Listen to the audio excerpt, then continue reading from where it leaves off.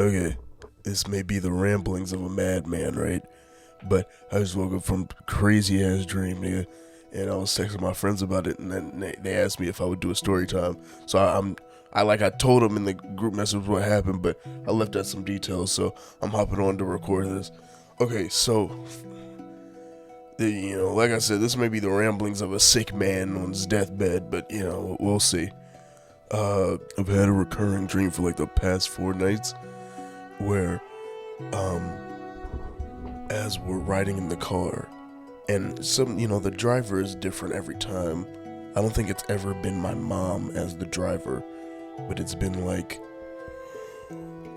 someone we all know, my big sister, and then it's even been like one of my friend's parents, and I don't even know what them niggas look like, so but they were like placeholder parents, so it was like what the ideal black family in my head looks like, I guess. I don't fucking know.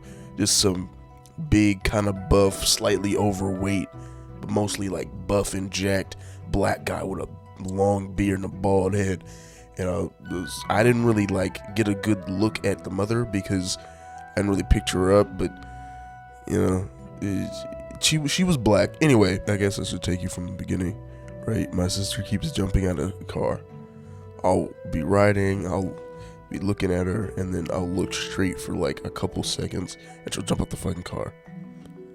And then we'll get her back in the car, and we'll keep driving, and then it'll reset. So I think I usually have to deal with her jumping out of the car like two or three times a night, right? So it finally, like, last time I had the dream, I was like, okay, I'm gonna like whoop her ass if she does this again, because this is crazy. Sure enough, here she go again, jumping out the damn car. So I snatch her little ass up, right? And this is a minor detail, you guys wouldn't even understand it, but we're going on this warped version of the road that leads away from my grandma's house. I know this is a completely irrelevant detail that you guys do not need to know, and it only makes the story more confusing. But I'm letting you know that you guys wouldn't even know what the fucking road is that I'm thinking of. I grab her up and I lead her over to the thing, but before I hop out the car, I'm like, no, don't just pick her up. I want you to go park in the thing, cause I'm about to, I'm gonna handle this once and for all.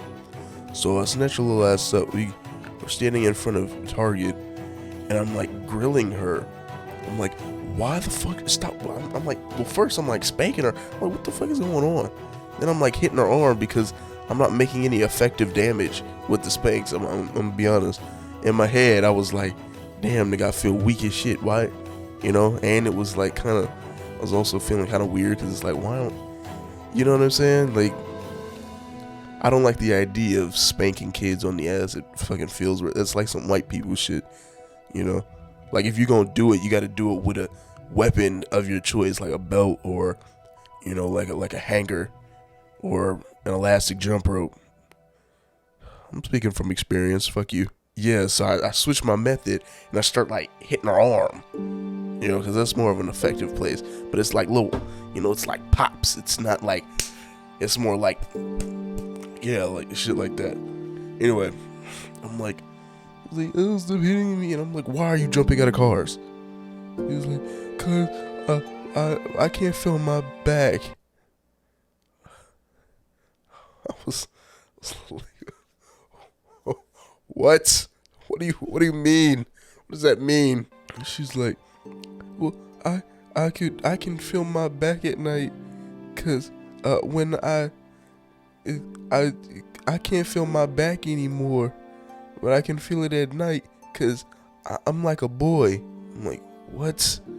What are you talking about? And she made it seem like it was like this third party entity that's like allowing her to feel her back. I didn't know what was going on. So she explained further, and pretty much the gist of it was that she, I guess, was flexing at nighttime and felt a mind muscle connection with her back. So, because she couldn't feel it in the car, I guess, she jumped out of it. I don't know. Okay, I'm just letting you guys know what the dream world has in store for all of us. Yeah. So I'm like, Jesus. I'm like, okay. But after we figure this out, I'm like, yeah, I'm like, wait, so you're jumping out of cars because of your back? She's like, yeah. Does your back feel weird whenever you flex? I was like, yeah, that's called mind muscle connection.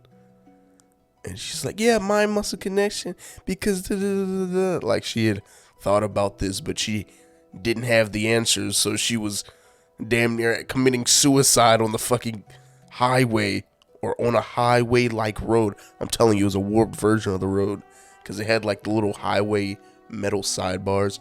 Also, if you're hearing like little bits of wheezing in the back, I am still sick. Like I said, ramblings of a sick man. This may be like Abe Lincoln's final message on that bed when the bullet was dislodged from his brain, nigga. I was like, okay, so are you gonna stop jumping out of cars now? And she's like, mm-hmm. And then a fly, first I start talking to a fly for some reason. And I'm like, okay, nigga, are you gonna like stop? I don't even fucking remember what I said to that nigga. It was either, are you gonna stop making her, or are you gonna stop like coming around as much, or stop being an annoyance? And I don't know why he was in this situation. Because it kind of felt like he was somehow responsible for her jumping in the dream. And he was like, I don't know if I can promise to not come around, but he didn't verbally say that.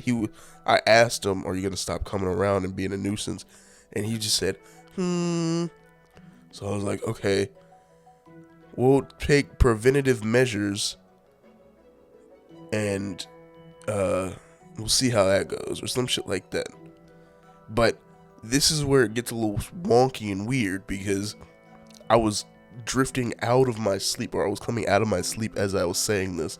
So I was speaking my lines, my dream lines, quote unquote, in real life. So I was coming out of my slumber and I was like, we'll take preventative measures because I messed up on the word a little bit. It was odd, okay.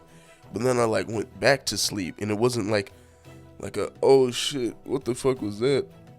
And went back to sleep. It was like I woke up saying this shit, and immediately I didn't even feel like real life anymore. I was back in the dream world. This time around, it was some damn random ass kids, and it was kind of like kids recording a home video or whatever the fuck. As I'm looking at it, it's as if like grown-ups are talking to me because they're presenting this home video to me. So I snatched this little nigga up like I did my sister. It was similar. It was a similar feel, right? And I was like questioning him, and he was all nervous, and because I think I was thinking about why hit your kid or some shit like that, or like maybe you shouldn't spank your kid. So this time I took just a stern talking approach. So I grabbed him. He had a long ass wife beater on, but it was like a Dorito branded wife beater, but it was all yellow. So it was like one of those special edition yellow Dorito ones, where like the chip is yellow and the little flames around it is yellow, and the bag is like a darkish mustard like yellow too, whatever. And it had like Doritos over the thing. Don't worry about that. Okay, that's unimportant. I'm like, and he's like all scared, and I'm like, because I'm like, this method isn't working. Like the not hitting, it's not working. But this time I just like kind of take a stern, I'm not upset with you, just tell me the truth, fatherly approach. I'm like, forget about all the fear that you have. in your head right now. Just tell me the truth. Then he says something, I can't remember it, but we immediately cut to some little kids, some fat little bitch. These black kids, they probably look like me. That's probably who I was picturing, because I think I remember the little kid I snatched up looking similar to me. I was thinking about myself, and then that's when this kid construct came out. I did not have any Doritos drip as a child, though. I can assure you of that. So, after that, right, it cuts to the kid, and he's like talking to a mafia boss of sorts, and he asks for permission, or he like a front desk person of a mafia boss, and he asks permission to go back there and speak to the boss. And like, yeah, go ahead, because he like did good on sales or something.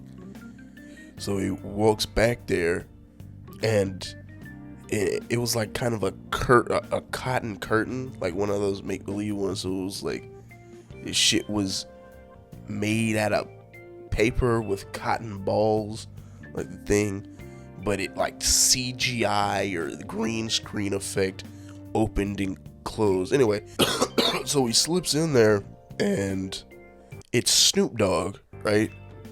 And then that's when, like I said, it was as if the parents were showing me this film. So that's when they were like, they were probably so happy that he did this or something like that. It wasn't like the parents were showing me, it was like somebody else was showing me, like a newscaster or something. You know what I'm saying? I don't know. Anyway, so they say, they must have been so happy that Snoop Dogg did something like this. And, I get back to focusing in on the video, and, they're talking, and he's like, oh yeah, we just smoking some bud out there. Can I get some? And Snoop Dogg's like, for sure, little homie. And he grabs a blunt from behind him, and it's also made out of paper and cotton. And, it was in a similar effect as the curtain that you used to enter, but it was just kind of like placed behind him in this thing, and his face was like green screened on with a desk in front of it, whatever the fuck. Anyway, yeah, so like this magic curtain that once used to enter Snoop Dogg's little office or whatever. And it's not even really an office, it's just a desk with Snoop Dogg's like head and shoulders, nigga. It opens up, reaches back, and it's all flowy and shit, unlike what it would look like, because it's paper and cotton. And he grabs a paper and cotton like cigar, but it was supposed to be weed, and he passed it to the little kid. And that's when I woke up. Living off borrowed time.